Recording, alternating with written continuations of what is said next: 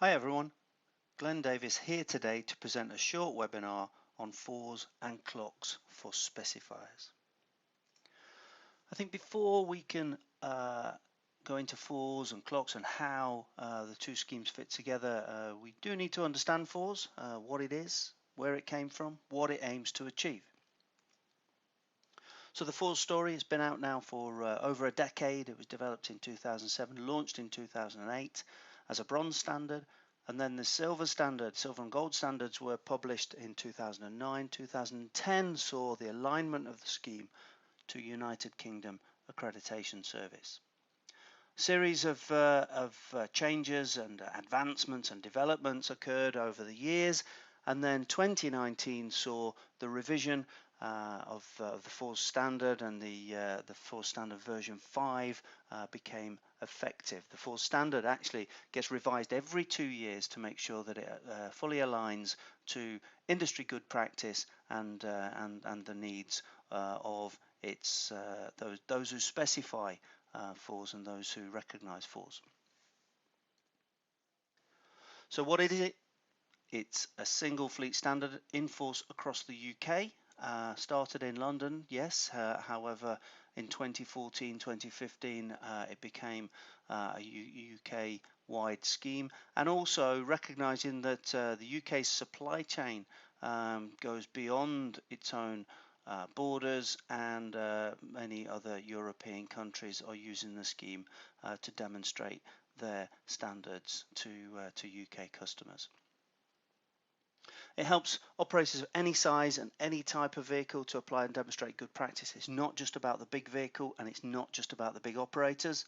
It covers management responsibilities, vehicle safety standards and vehicles requirements, drivers, their fitness, their health, their competence to be behind the wheel, and also the operation. What are the operational constraints that should be considered within the standards? There's tiered levels to ensure an accessible entry level, that it's applicable to all, and then it promotes progression within. And very important for the audience today, it enables clients and customers to instantly recognize a quality fleet operation. So the standard, it covers management, the policies, the procedures, the organizational structure, the responsibility, the communication, how we stay up to date with information throughout the industry, the vehicles themselves, those legal requirements around inspection, maintenance, defects, documentation, etc., but also those enhanced safety requirements around the safety of vulnerable road users and the specific safety equipment for those vehicles. The drivers themselves, yes. The legal requirements of licensing and qualifications, yes. However, it does cover professional development, covering some of those real hot topics such as counter-terrorism, eco-driving, and of course the safety of vulnerable road users. And then the operations, routing, scheduling, specialist goods, very relevant for construction sector, the abnormal loads, and other operational performance measures. So, are there ways that we can make improvements to the operation and also save cost? That tiered approach, we have the accessible bronze level, the entry level is legal compliance with some very basic good practice. I'd like to just hold that thought about bronze standard until the next slide.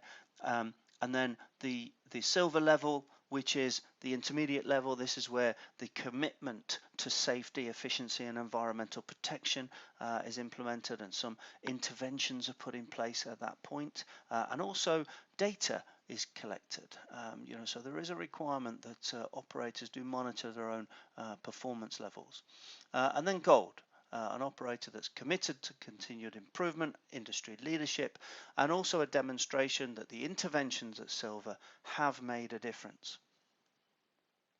So I said hold the thought. The bronze audit success rate for those operators who are part of the scheme, they've volunteered to sign up to the scheme, that they've booked their audit, they've paid for their audit, they've made arrangements and communicated with the auditor, they've prepared for the audit, and we still see a 33% failure rate. There is a demonstrable need for FORS in this way.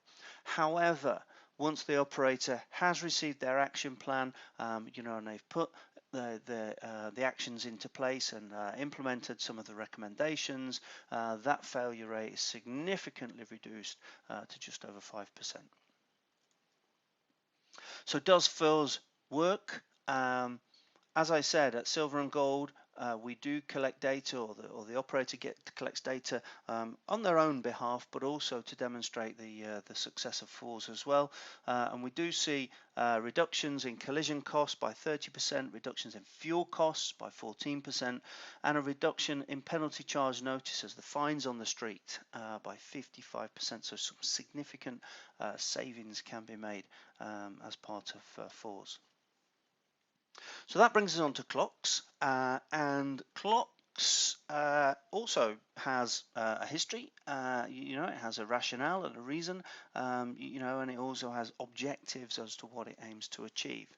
But its background, it started with the HGV and vulnerable road users, and actually specifically in London, it was the HGV versus the cyclist, and that's where that was its sort of case, and I'll come on to shortly as to how that came about.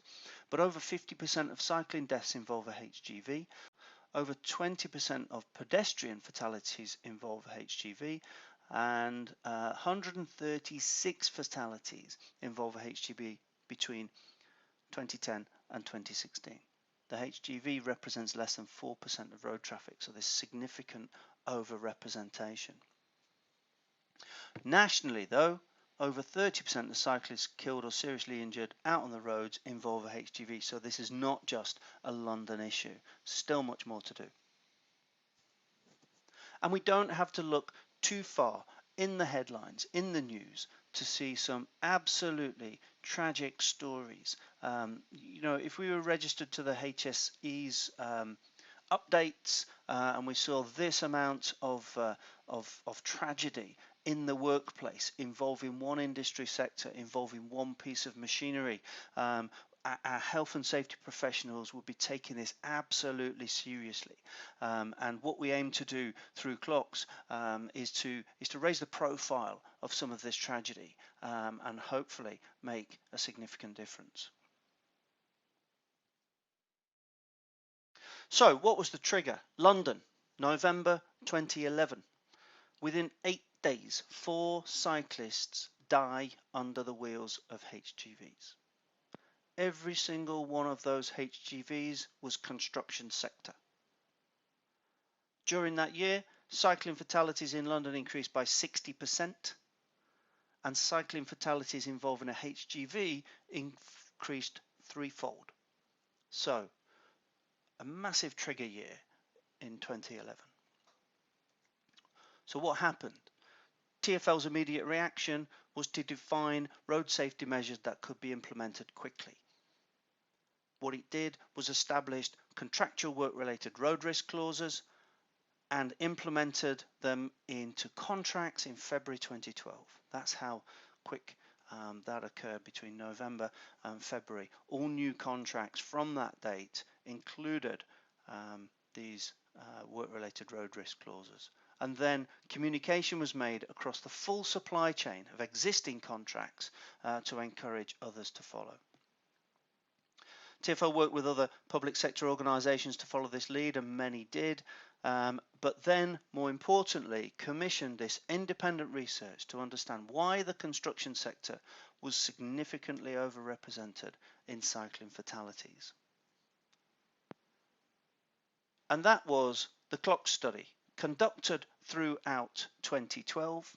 It was finally published in January 2013, and it identified some stark findings. The management of work-related road risk clearly lags behind the management of more general health and safety, probably because Health and safety is regulated and managed and investigated in a very different way to incidents out on the road.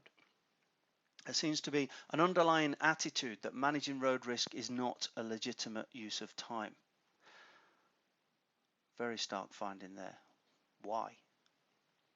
It can be seen that the blind spot on the mixer is 50% greater than that of the curtain cider, the curtain cider being a general haulage vehicle. So within construction, we have machinery, we have vehicles that is far much more dangerous than the machinery that is used within other sectors.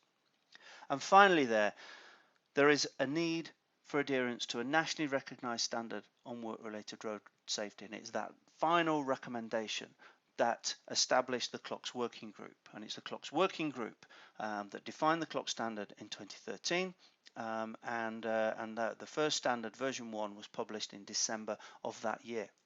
Focus specifically on how to reduce road risk, improve road safety, brings together a series of different codes of practice from across the industry. Many had started to implement different measures in the same way that TfL did, all trying to achieve the same objective, but maybe doing things in a slightly different way, so demonstrated a little bit of inconsistency and frustration across the logistics sector. It was the first standard to include road risk requirements for both the client and the operator, and I'll explain that shortly. And it did set out, and still does, a set of progressive requirements, using the term shall as the absolute obligation, the term should as a recommendation of something that is good practice, and the term may, which is something that is optional and probably emerging good practice in the industry. The contractor requirements, simply to have a construction logistic plan in place, and this means having the site suitable for logistics operations, goods safe loading and unloading, safe access and egress with good traffic management, that the community impacts have been risk assessed, the community being the businesses, the residents, the schools, the hospitals, the places of worship, the venues, etc. Delivery management and designated routes, and making sure that they have also been risk assessed, that FORS Silver is embedded within contracts, and that site access vehicle checks are in place. On the flip side, the operator requirements accredit to FORS Silver. This means drivers undergo license checks through the DVLA, that they are validated through the licensing authority, that they're training on vulnerable road user training, safety training, vehicles fitted with a blind spot camera system, blind spot warning signage, side underarm protection, audible left turn warnings, and the operations adherence to traffic routes. So when the contractor designates those traffic routes, gets those traffic routes cleared through the local authority or the highway authority, that the operator actually adheres to them. So the contractual clauses, the hard work is done. A simple statement within contracts of responsible fleet operations, that where the service provider operates delivering and servicing vehicles to provide the services, it shall, within 90 days of the contract commencement date, register for the Fleet Operator Recognition Scheme and have attained the standard for silver accreditation and maintain the standard of silver accreditation by way of an annual independent assessment in accordance with the FORS standard.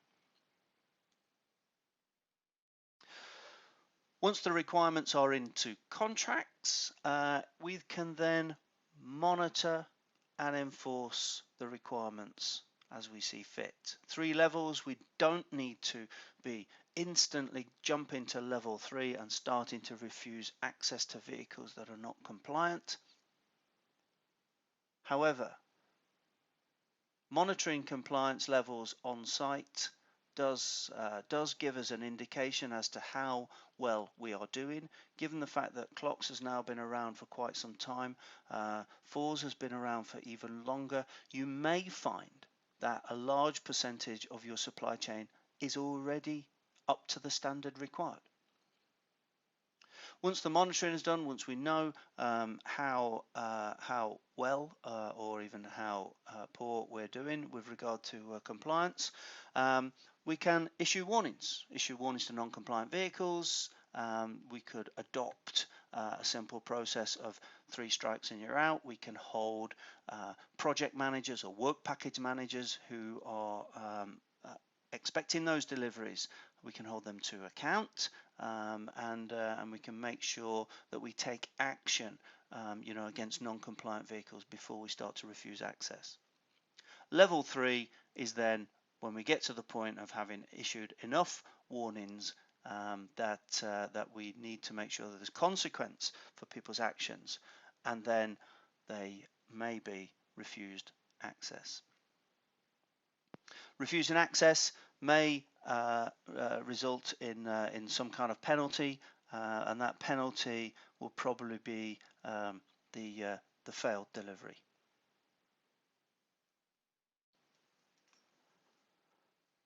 Not all monitoring and enforcement needs to be done at the gates. We can do this intelligently. We can do this from the desk, and FORS has created the Overseer dashboard, and we can monitor FORS accreditation in your supply chain from the desktop by simply clicking on the link, applying to be a FORS champion, no cost associated with this, and then we get exclusive access to this dashboard. We can monitor FORS status, can monitor expiry dates, also downgrades. We can identify suppliers by contracts, by their FORS ID or their organizational name, and we can see this in grid, map and table format. So very intelligent tool for us to minimize our resource, and if somebody is not meeting the requirements, we can simply send an email, send a letter, give them a call. So how do FORS and CLOCS sit together? Very complementary schemes. I use the term that if CLOCS is the question, FORS is the answer. So the construction client has the logistic plan in place, that the site is suitable, site access egress, loading, unloading, traffic control, FORS silvering contracts, supply chain compliance, and the fleet operator answers that question by simply meeting the FORS silver or gold standard. Summary then, takeaway points. Everyone has a role to play, whether you are on the contracting side or contractor side. There is consistency of the CLOCS standard and FORS silver, making it really easy to comply. It's a great opportunity for the industry to take ownership of road risk collaboratively and collectively, and to not have to wait for legislation to tell us to do this. Contractual requirements demonstrate the business case for change. So many operators are upping their standards, they're raising the safety standards of their vehicles, they are training their drivers, they are bringing in drivers who are, a better attitude, behavior, and improving cultures. There's consistency, implementation, monitoring, enforcement actually achieves that meaningful change. Say what you mean. Basically, say what you mean. If you are asking somebody to meet requirements, then let's expect that they do. Help and advice is available on the CLOCS website and also on FORS online. A final thought though, as I said, let's not be complacent. A few incidents here, a handful of incidents, and a total of 20 deaths. The M1, the A34, the M5, and I'm sure we'll all know about the Bath tipper truck that ran away and killed 4. So when the HGV is involved in an incident, it is generally absolute tragedy. Ladies, gentlemen, thank you very much for your time. If you need to get in touch, please do.